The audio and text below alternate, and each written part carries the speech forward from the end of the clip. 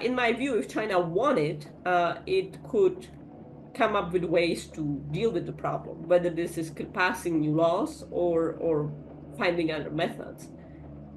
China, in my view, has been reluctant because it uses cooperation in law enforcement issues and counter-narcotics issues as a leverage, and not just with US. Its basic policy is it extends law enforcement cooperation to countries with whom it has good relations, whom it courts, whom it wants in its sphere of orbit, in its sphere of influence, in its orbit, countries in Southeast Asia, and it denies such cooperations to countries with whom it has tense relations. The opinions of the guests and host are their own and do not represent the opinions of Ironclad, the Border Patrol, or the Department of Homeland Security. We cut through the partisan talking points. We're not interested in perpetuating fear. We're interested in seeking truth, hearing what's really going on America's borderland. Welcome to Borderland in Ironclad Original. Our next guest is Vanda Felbab-Brown, who is an expert in international conflict and non-traditional security threats. She has extensive knowledge on this topic, and I hope you guys enjoy this one because I surely did.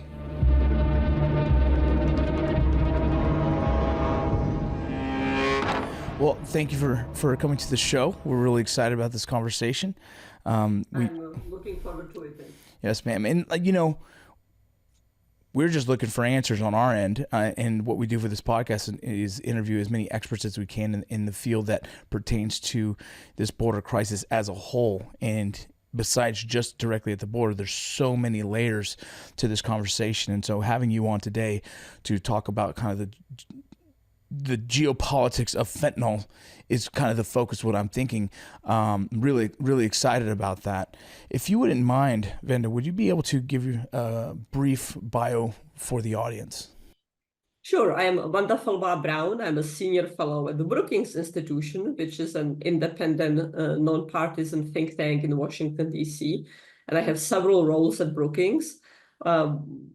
One of which is to direct an initiative of non-state armed actors that also looks at a variety of illegal economies. And I also direct a fentanyl series. The current iteration, it has run for many years. The current iteration looks at the synthetic opioids like fentanyl in the United States and responses to them, but also spread beyond North America. I also co-direct the Africa Security Initiative at Brookings, and I spend a good chunk of my time doing field work on non-state armed actors such as insurgents, terrorists, organized crime groups, and illicit economies in various parts of the world. Did you say you work out of D.C.? Yeah, so the base is Washington, D.C., but I spent a good amount of any year abroad in field work. Wow, that's interesting. That's pretty exciting. You've written, authored several books, right? Mm-hmm. And let's see, the wildlife trafficking, another one about Mexican cartels, cops, and corruption, another one, militants, criminals, and warlords. And so all those books are based off a lot of your personal investigations? Yeah, the book on Mexico, Narco Noir, is yet to come out, but the others, the four that have come out, all of them were based very extensively on my field work, whether this was a book on Afghanistan or a book on wildlife trafficking around the world. The book on warlords, militants, and criminals that was co-authored with two colleagues was based on my research in Afghanistan, Colombia, Mexico. Mexico is certainly a place I go to normally at least once a year, sometimes more often than that, for weeks of research. Well, I'm excited for that book to come out. When is that one going to come out? Well, the current planning is next year. I am adding several chapters to it. I had several big stories, kind of breakthrough stories, as the book was coming to fruition and in fact was completed. One was the spread of the cartels beyond illegal economies into legal economies, and specifically their takeover of economies' natural resources, such as fishing and logging in Mexico on the legal side. And I also published a series of breakthrough articles on the spread of the cartels beyond the Americas into the Middle East, Europe, Africa, and Asia. And so those are new chapters being added into the current version of the book. That's exciting. If you ever need a partner, just let me know. I'll travel with you. Hey, I would love it. You know, it is dicey out there doing field work. So I can use a very experienced security advisor all the time. Yeah, it sounds exciting, and it's something that like I get to interview some very interesting people, and all these journalists and criminal investigators and you know, they go get to do the most exciting thing. I get to interview them, but like I want to go out there and do that myself. Yeah, no, and look, doing research in Mexico is a very risky proposition. I mean, in general, obviously, doing research on non-state armed actors, criminal groups, insurgent groups, also always high-risk endeavor, and requires a lot of very careful planning, a lot of very careful security plan design, a lot of very careful operational security. But I would say that doing research today in Mexico is far more difficult than even doing research in Somalia or doing research in Afghanistan, places where I have gone many times and where I have covered extensively. The pressure by the criminal groups on activists who resist them, whether they are social activists or environmental activists, and the pressure on journalists is simply enormous. Mexico is one of the deadliest places in the world for journalists, and the Mexican government has been inadequate in the provision of support and protection that it gives journalists. So it's a very difficult place to do research, and I have the luxury of going in and out. I go there for a few weeks, I come out, you know, I'm safe at home. But certainly Mexican journalists or foreign correspondents who live in Mexico on a permanent basis face just far more enormous risks than I would do. So I'm always deeply impressed by them and by the courage they have. Absolutely. I 100% agree with that. Well, could you walk us through the history of fentanyl and its use in the United States? Mm-hmm, absolutely. So fentanyl is a part of synthetic opioid that has unleashed the most lethal drug epidemic ever in human history. And I say that even when fentanyl consumption is principally confined to the United States, Canada, and to Mexico. Now, the Mexican government claims there is no use of fentanyl in Mexico. We know that's false. We don't know how much fentanyl is used, but we know that the use is spreading because cartels always do the same thing. Instead of paying their contractors, corrupt government officials, local populations whom they impress, forcibly make work for them in drugs. It's much easier for them than having to pay in cash. They have plenty of drugs. Their problem is converting the cash into liquidity. And so they like to pay in drugs. And that means that whoever is paid that way needs to convert the drugs into cash. And so they need to set up local retail markets. We are also seeing the spread of fentanyl beyond the United States, Canada, and Mexico, beyond North America, and the spread of synthetic opioids such as nitazines in Europe, something we can talk on the show later. But let me just briefly outline how we got to fentanyl and the most lethal drug epidemic ever in human history that is killing tens of thousands of people in the United States on a yearly basis, with the total drug deaths also accounting from other drugs being 110,000 people a year. That is, more people so far have died in the US from fentanyl-related poisoning than all the soldiers, US soldiers who died since World War II. Damn. So how did we get here? Well, in the first place, we had the 1990s when US pharmaceutical companies identified appropriately that there was significant need to expand palliative treatment, to provide more pain medication to people. But they egregiously lied about how to address this need for palliative care, claiming that new types of drugs, legal drugs, thebaine-based opioids, were not addictive.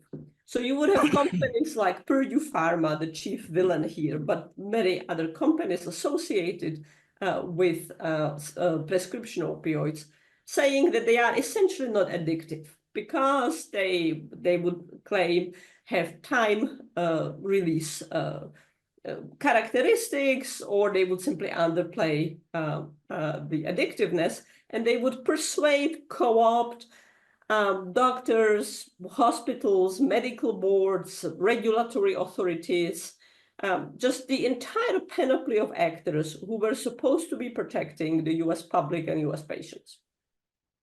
Eventually, we end up with vast numbers of people in the US addicted to opioids, an unprecedented break. Now, historically, the US drug market has centered on cocaine and stimulants like methamphetamine, and the heroin market was pretty limited and pretty stable. But all of a sudden, we have this big jump in opioid substance use disorder pertaining to prescription opioids. So some 15 years later, the regulatory bodies, the US public, wake up to it, and we start seeing big turnoff of the prescription opioid oxycodone spigot. And we then, however, end up with all these people who have been getting oxy by the fistfuls or bagfuls, now looking to source opioids in the illicit market.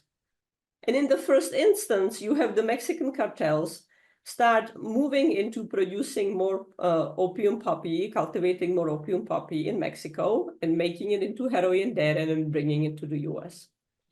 But come around 2012, 2013, Chinese trafficking networks, and many of them at this point are very disorganized, very kind of mom and pop type of actors, not big cartels, not large triads, notice what's happening with US consumption and start bringing in synthetic opioids, specifically fentanyl. And at that time, fentanyl is not regulated in China, and it's shipped directly by postal services from China to the United States. And fentanyl and synthetic opioids are just much more powerful, 50 times more powerful than heroin. And they're very easy to produce. They're extraordinarily cheap. And so they are a huge windfall for traffickers because you don't need to control territories. One small lab in the basement can supply very large markets. It's very easy to evade authorities. It's very easy to hide the drugs. And so the Mexican cartels come 2015, 2016 face a choice. Will they allow these Chinese trafficking systems to steal the US market from underneath them? Or will they also jump into fentanyl? And what happens, of course, is that the Sinaloa cartel and the Cartel Jalisco Nueva Generación, the two most important drug trafficking groups in Mexico, make the decision to go into fentanyl, and they move robustly into fentanyl production. So today, the route is synthetic drug precursors, the basic legal chemicals most of the time, or sometimes illegals, are produced in China. They're shipped to Mexico. The cartels then cook fentanyl from them in Mexico, and they traffic it into the United States. A question that, I don't even know how to answer is like, why does America have such a high demand for these drugs? That's the big case, Vince. We actually know part of the answer. I mean, part of the answer is that it was the out of control, bad legal market in prescription opioids that really pushed up demand for opioids, right? The sin, the original sin, if you like, there is pharmaceutical companies just acting egregiously, unscrupulously, lying illegally. Yeah. That's one part of the answer. The second part and that's what got more people addicted than we have ever seen. This is, what would be addicting young sports athletes in high school, people who might be experimenting with drugs. It's your teenager, high schoolers, early college. That's the age where many people experiment with drugs. And most of them will stop using as they mature, as they age, without becoming addicted. Now, the problem with synthetic opioids, and for that matter with prescription opioids, is that many more people become addicted than would normally be the case because the drugs are more potent. And the second part of the story, however, is that even apart from opioids, we have been seeing increase in deaths resulted from drug overdoses over several decades now.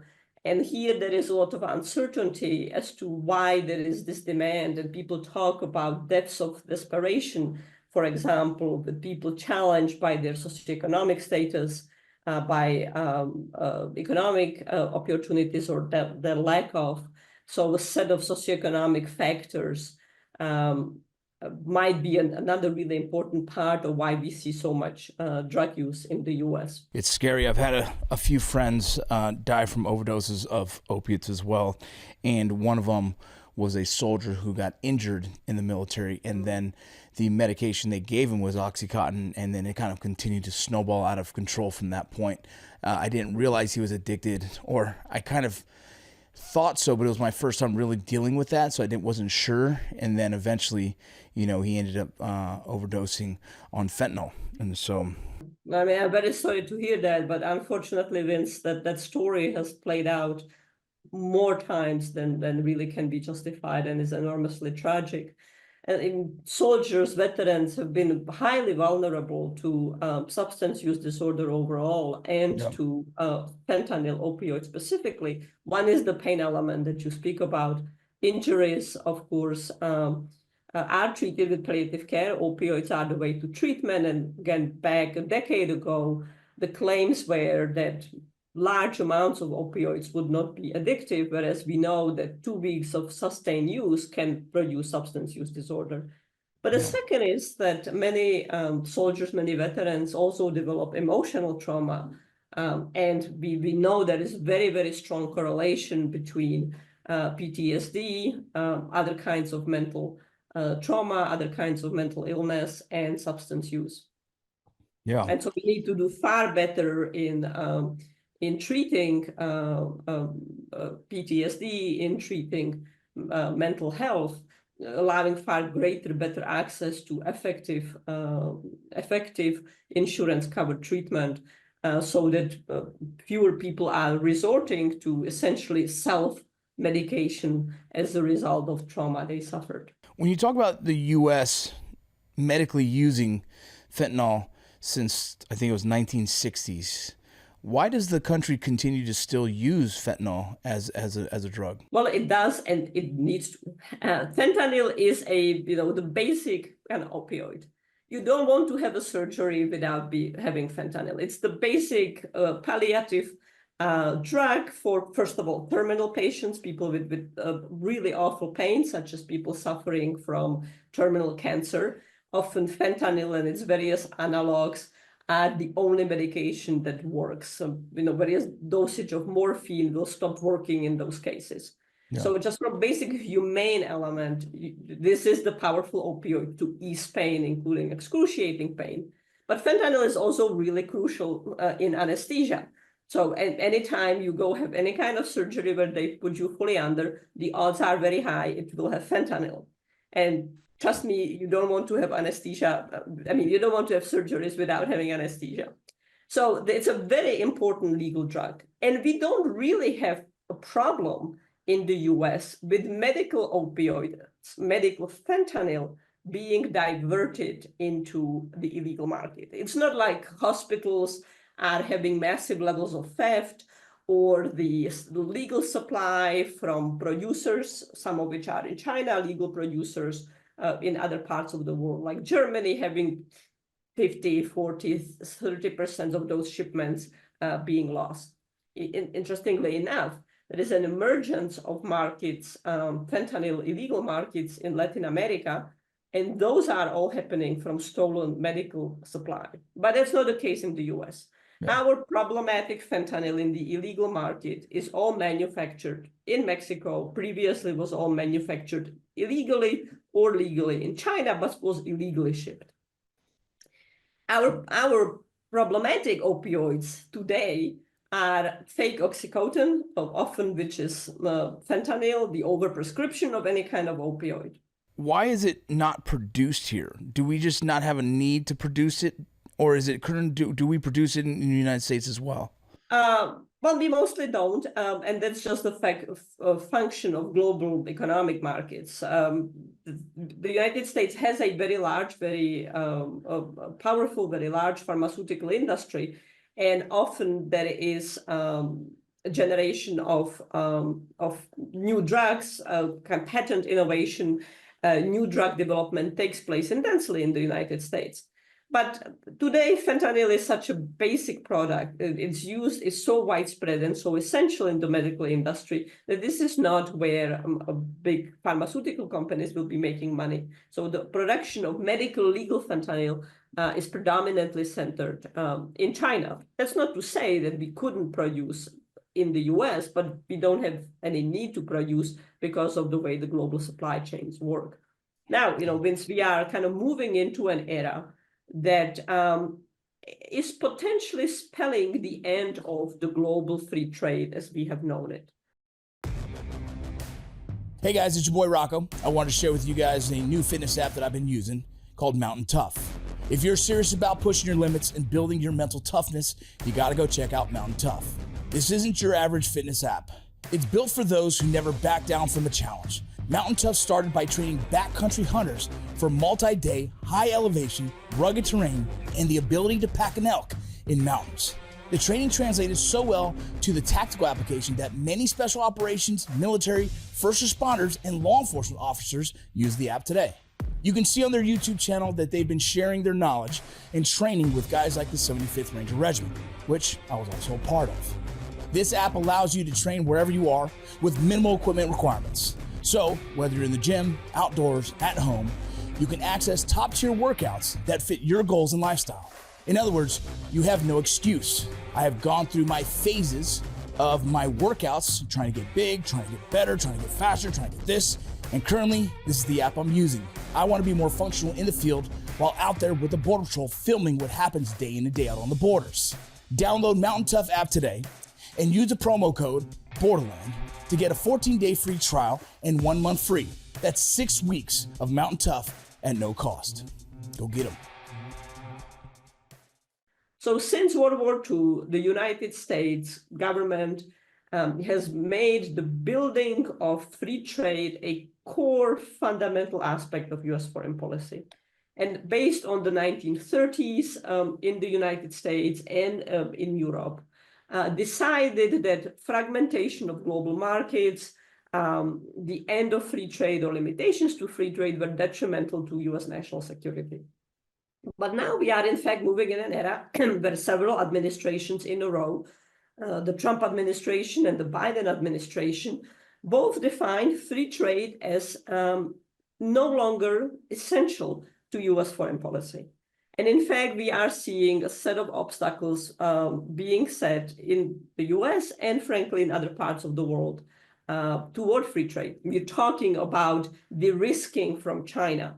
We're talking about nearshoring, moving production from China to Mexico, for example. Sometimes we even talk about friendshoring, moving production of sensitive materials products to friendly allied countries. So we are potentially looking at real breakup and fragmentation of the global free trade and to the global free trade, perhaps the emergence of trading blocs in the years to come, which could mean something like fentanyl legal fentanyl production moving to the US. But again, I really want to highlight that the legal trade and legal production is not the problem. The problem is the illegal trade, which mostly starts in China with precursor chemicals, heads to Mexico, and then comes from Mexico to the US. What does China get out of that relationship? Out of the relationship with fentanyl or with fentanyl in Mexico. I'm curious because I can see what Mexico gets, right? They make a lot of the money. It's like it's the benefit for them all day long. But what does China get out of it? It feels like, is it a long game play for China to make us addicted so then we're a weaker government? I don't know, but what do you know of that? Right. So I need to correct something here. The Mexican government is not sponsoring the production of fentanyl. Correct. Of illegal fentanyl. The Mexican government is not encouraging the Mexican cartels to illegally produce fentanyl. And in fact, the state of Mexico, Mexican people are enormously hurt by the cartels who are usurping their rights, their freedoms every day in unprecedented manner. The Mexican cartels are expanding their control over territories, people, institutions, even elections in Mexico, as well as legal economies. Now, the Mexican government has been ineffective, often impotent, to act against the cartels.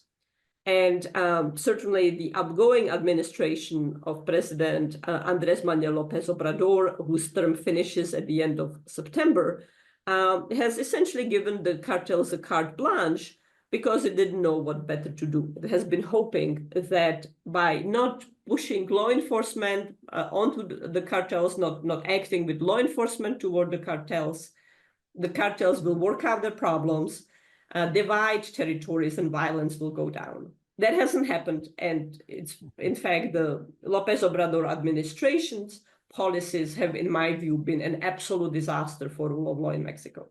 But again, it's not like there's someone in the Mexican government says, you cartels, go ahead and produce the fentanyl, smuggle it to the US, we get money. That's not the case.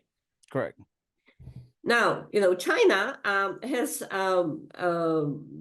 again, no direct relationship with the fentanyl traffic.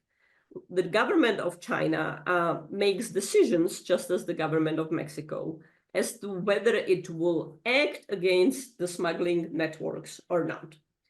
And this has been at the center of US-China negotiations since the Obama administration.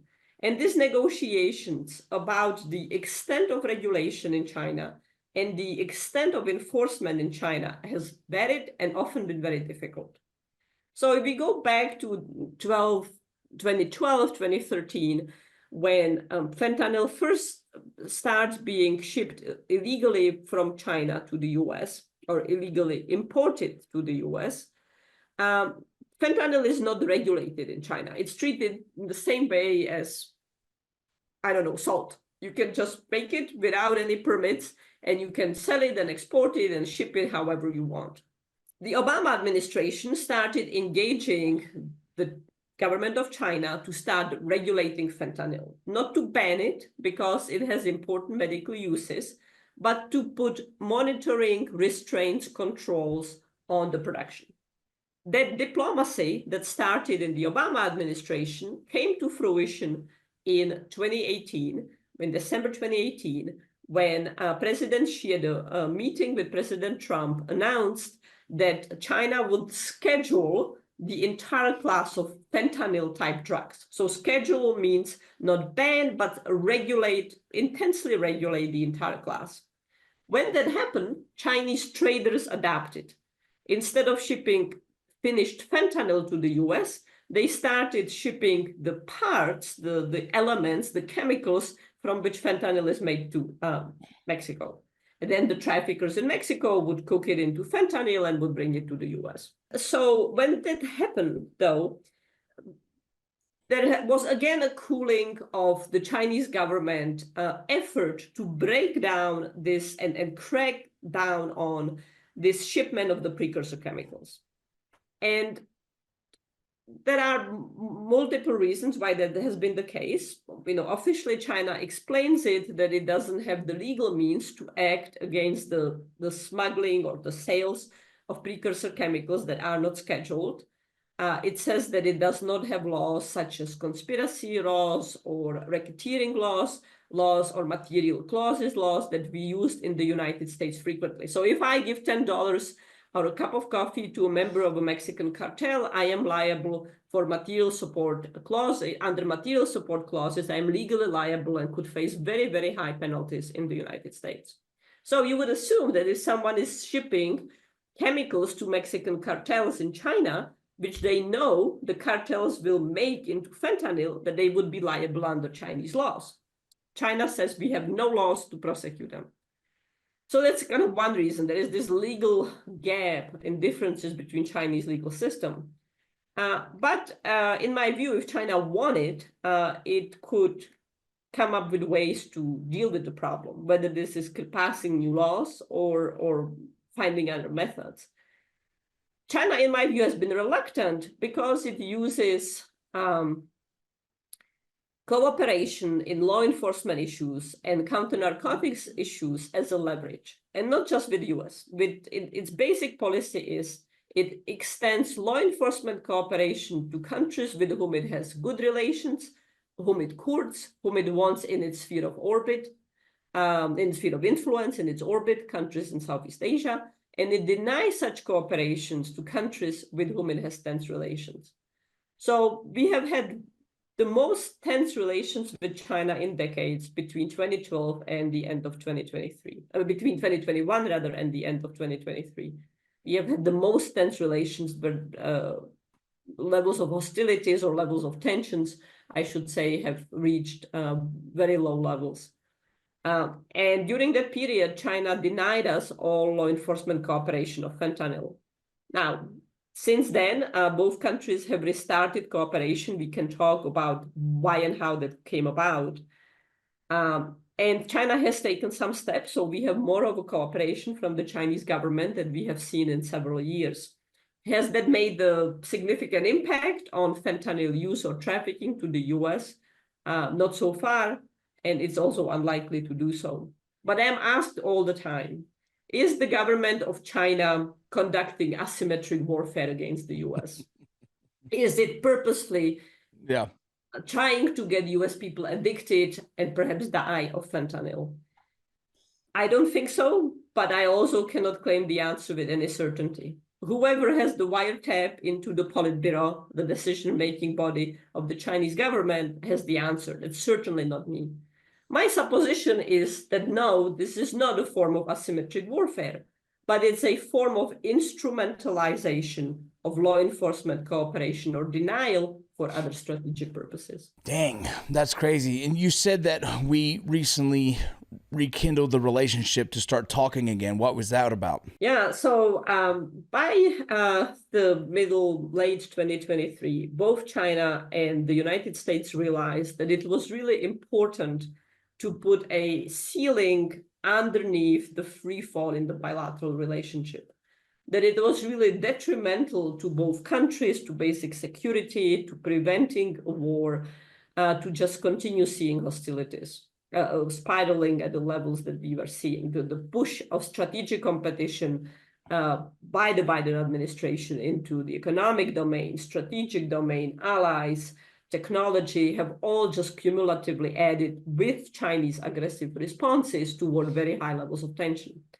And so both countries' governments identified 3 areas of possible cooperation, a kind of low-hanging fruit, easy places to cooperate: artificial intelligence, climate, mitigating climate change, and fentanyl.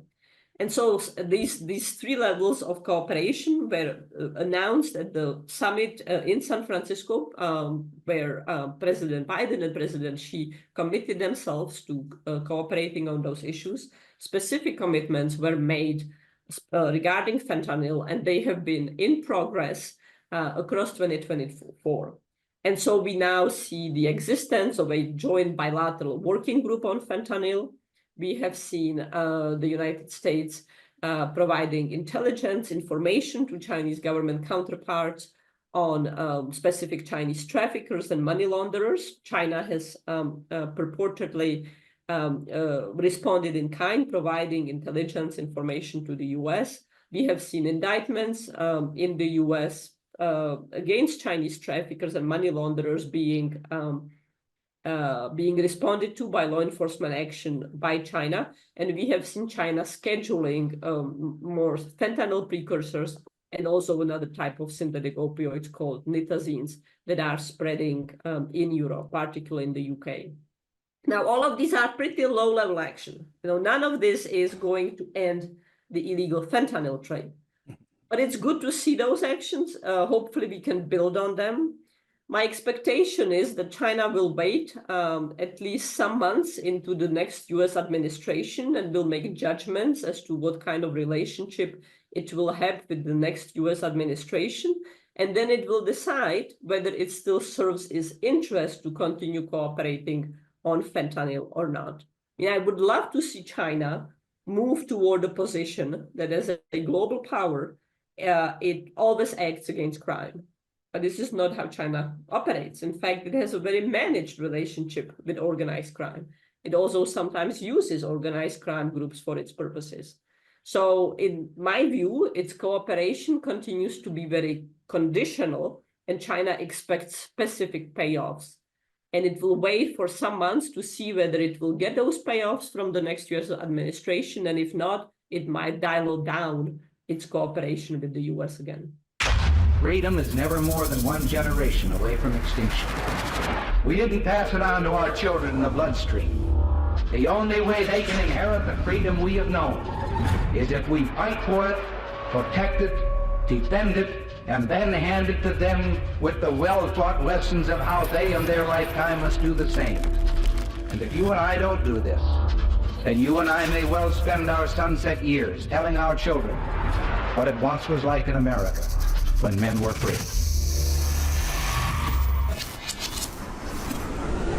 Shop the new Freedom Capsule at bornprimitive.com. What other diplomatic steps have been taken in recent years to reduce the amount of fentanyl that comes across the border illegally? Well, so the US has two principal countries to deal with. One is China that we just spoke about. And really, with China, the focus over the past 3 years has been to bring China to start cooperating against the flow of precursor chemicals and to start cooperating against Chinese money laundering. Connected to fentanyl, but also apart from fentanyl, Chinese money launderers have just jumped to the top of global money laundering networks. They long dominated money laundering in Australia, New Zealand, the Asia Pacific region, but over the past several years, they have become the top traffickers for Mexican cartels. Their power and influence in Latin America has grown. Their presence in Europe has grown. We have facing quite significant money laundering challenges related to Chinese networks in the United States, whether it's illegal cannabis groves, whether it's real estate, whether it's cashier's check. There's many methods, mirror transactions, iPhone purchases in the US that head to China that are used for laundering money. So China is now cooperating on this, and at least to some extent, and that's important. The second country with which the US has had to deal with is Mexico. And that's been a very significant challenge. One is the Mexican government is obviously much weaker than the government of China. And for decades, it's been infiltrated by the Narcos. Now, for many years, you had this corrupt management relationship between Mexican politicians and government officials and the Narcos. And until about the 80s, the politicians dictated the terms to the Narcos.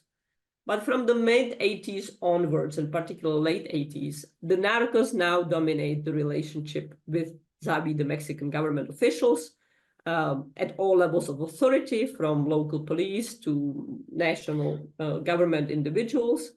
There is tremendous layers of infiltration and corruption, and decades of efforts by the Mexican government to clean up the institutions, to root out the corruptions, have not been effective. Now, Mexico is the place now where the fentanyl is produced. So we have been seeking to get the Mexican government to bust the labs where fentanyl is produced. Sometimes the Mexican government does it. Other times, investigative work by Reuters has shown that repeatedly, the Mexican government is essentially lying to us about how many labs they bust, and it's really fudging the numbers and exaggerating the numbers. But most importantly, during the López Obrador administration, as I mentioned, the basic position of the Mexican government has been, don't threaten, don't touch the cartels with law enforcement. Just let them be. They'll work out their territories, they'll work out their turfs, and violence in Mexico will go down.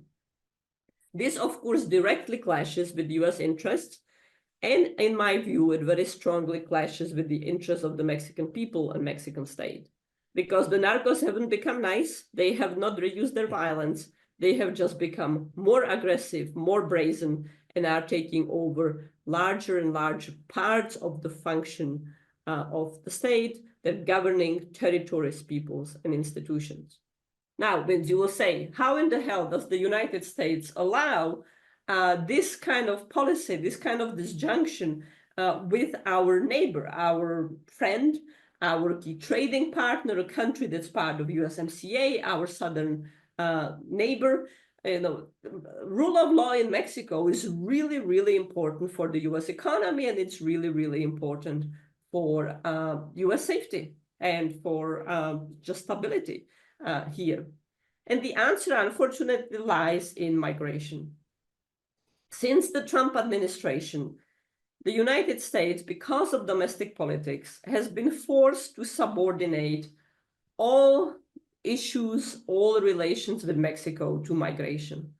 As long as we rely on Mexico to be the gate, the stopping point beyond which Mexico migrants do not get to the US, through which they do not come to the northern border, then Mexico can get away with very problematic policies on a whole host of other issues, such as going against the criminal cartels.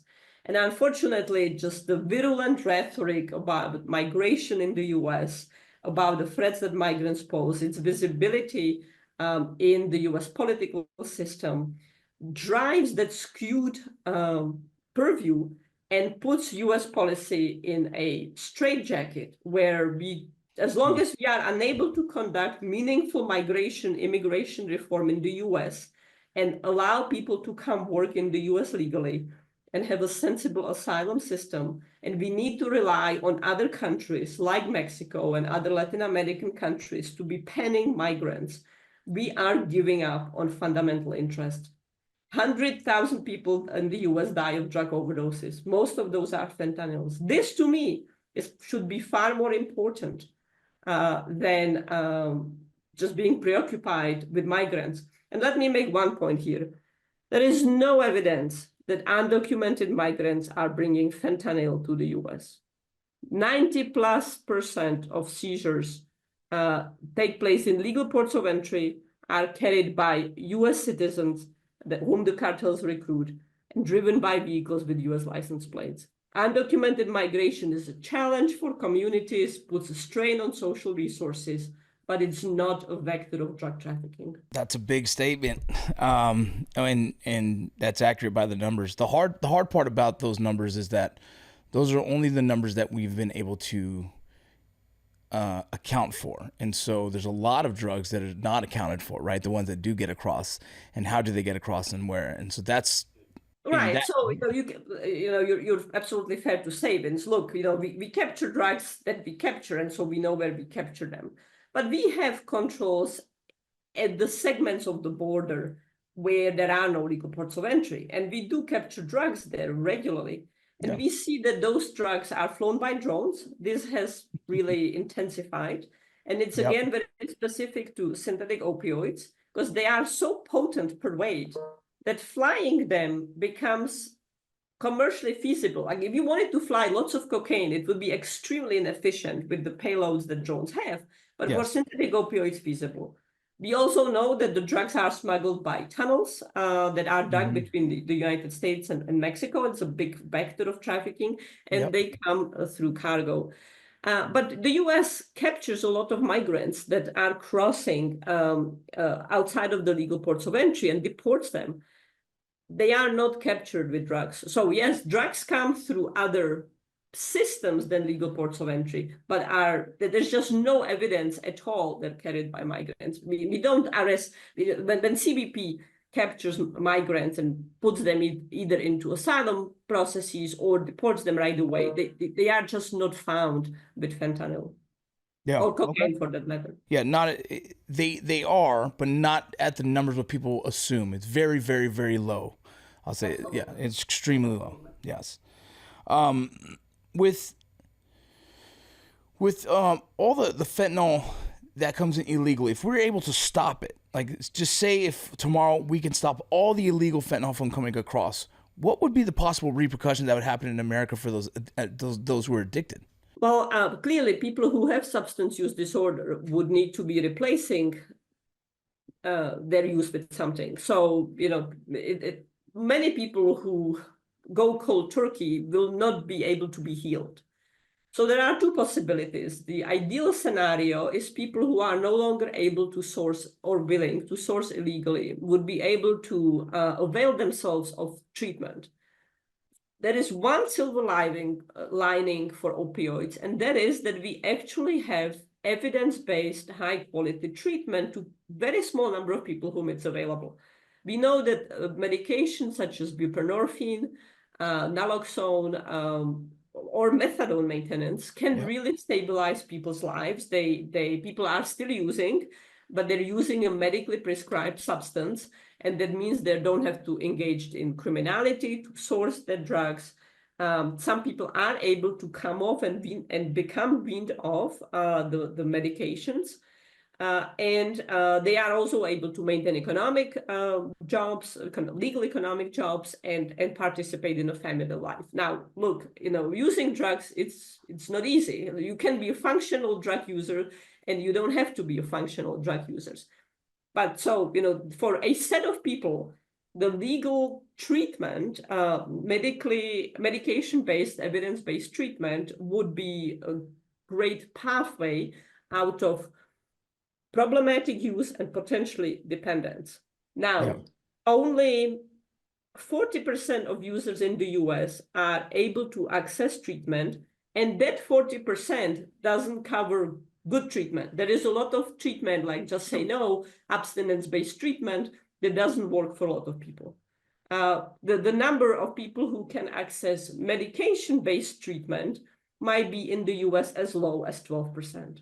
That is absolutely unacceptable. We just need to get that number far higher to be saving lives, to be saving families, not to have family members and friends, colleagues dying of fentanyl. Yeah. For people who would not be able to access the treatment route, people would then be going to other drugs. Most likely this would be going back to heroin, which would still be better than fentanyl. Fentanyl is just so much more lethal. It's so much deadlier. Very, very small amounts can kill, that literally one pill can kill, that being on anything else other than fentanyl or synthetic opioids, it's preferable, and fewer people would be dying. We are also, however, seeing the rise of super potent methamphetamine, once again cooked by the cartels in Mexico, that is also really increased in lethality. So without treatment, people would go to the illegal market, and they would face drugs that would probably be less lethal than fentanyl, but they would still be using. Yeah, I used to live in Salt Lake City, Utah, and there's a lot of Suboxone clinics and methadone clinics. For those who are listening who probably aren't familiar with this, it is a pathway for those who are addicted to opiates to go to a clinic and actually have prescribed methadone or Suboxone that helps them wean off the drugs. It is a cleaner version. I don't completely understand it, but it is a way for someone to have a normal job and be able to still have that prescription so that they can try and maintain a normal life as they're getting themselves through the clinics and hopefully clean eventually down the road. I can just elaborate that there is two mechanisms by which medications, and there are different types of medications, can help people. One is the problem when you go and buy drugs in the illegal market is that you don't know what you're getting. You don't know what the percentage of fentanyl to anything else. And today in the US, fentanyl is mixed into literally everything. A kid can think, I am buying an oxy, and in fact is buying fentanyl. A grandmother who is dealing with arthritis pain can think she's sourcing an oxy that she used to get 15 years ago through medical prescription, and is now buying fentanyl. But fentanyl is in coke, it's in methamphetamine, it's in stimulants, it's in other depressants, it's downers, it's just in everything. And that's an enormous risk. And then even if you know you're going to buy fentanyl, you don't actually know, like this much filler, this much heroin, this much fentanyl, this much xylazine. So any kind of sourcing on the illegal market exposes the risk of inadvertent death because you don't know what the dosage is, and tiny amount of the dosage being off can kill a person. Yeah. The second reason by which medical supplies help people is that they don't have to engage with the criminals. They don't have to expend the same amount of money that they would have to source in the illegal market. They can reduce their shame. It's like going to a doctor and saying, I need antibiotics. And the doctor says, yes, you indeed need antibiotics. So you indeed need Naloxone. Here is the medication.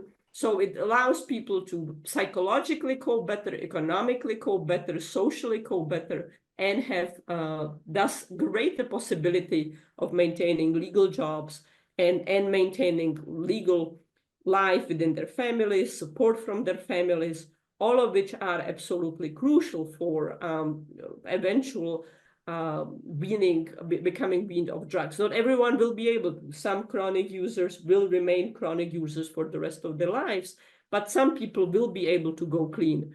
And family support, economic, social jobs are all very important component of that. Can you better explain why fentanyl, or what is the mechanism that kills people when taking fentanyl? And I'm slightly familiar with it. It's usually, if I'm correct, respiratory distress, correct? The body becomes so relaxed it almost stops breathing on its own. Yeah, you're getting it right. I mean, there are multiple ways by which fentanyl influences different organs, but the principal cause of death often is that the respiratory system shuts down. It's like going to sleep and never waking up. But depending on the dosage, it can just have highly deleterious impact on all kinds of other organs and can essentially disintegrate the functioning of other organs. But the principal cause frequently is respiratory system stopping to function, and hence naloxone is so life-saving because it jumpstarts the respiration. So people start breathing again. Now, this is actually an important element which you just highlighted, Vince. The number of people who die of overdose, fentanyl-related overdose, is much smaller than the actual number of people who overdose. So we have multiple times the number of people who are overdosing, and they're not dying because naloxone has become so available. So 20 years ago, this drug was taboo and illegal in the US. If we haven't had the availability of naloxone today, if first responders didn't have it, if in some jurisdictions in the US you could not get it in a pharmacy, many more people would be dying. Those people are overdosing, but they're not dying because they're getting naloxone early enough to restart the respiratory system. But it's also important to understand that if you overdose and your respiration starts going down, your oxygen levels crash, even if you survive, you can have permanent brain damage. Yeah. You can have permanent disability, permanent dysfunction and injuries to organs. I mean, going into an overdose is problematic in and of itself, even without immediate death from it. What's going on, everybody? I want to let you know about an ongoing effort in Western North Carolina to help victims of Hurricane Helene and how you can help our friends at the Sentinel Foundation. The hurricane has displaced people around the region and destroyed countless homes. However, Sentinel is on the ground helping. They've been actively getting critical supplies to residents in some of the area's most isolated locations. They've been able to provide over 60 Starlink systems to fire departments, police departments, and churches so that they can communicate and coordinate for their communities. They've also organized both aircraft and ground units to transport and deliver donations. So far, they've accepted and organized an estimated 7 million pounds of materials and distributed about 4 million pounds to support the ongoing relief efforts. Sentinel has also continued to monitor reports of child trafficking, exploitation within the area of operation through law enforcement. To find out more about their efforts to help hurricane victims and their anti-child exploitation efforts, and to see how you can help, please check out foundationsentinel.org. Are there any steps that American law enforcement agencies can take to diminish the amount of fentanyl abuse domestically? Well, so in the US, there has been a move toward homicide laws. So treating drug overdoses as homicide laws. And if someone overdoses, applying homicide level penalties to pushers, to dealers, or perhaps to people with whom that person was using. There is actually no evidence that this is effective, that this is reducing use. And in fact, there is a possibility of people not calling in emergency services not delivering naloxone or not asking for help. So I actually don't think this is the right way to go. We don't have any evidence that this is improving anything, and there is kind of strong downsides. The United States is devoting significant focus on the influx of fentanyl to the US. I think that we certainly need to rethink how we deal with Mexico and break out of the immigration policy straitjacket that we have been in, but those are outside policies.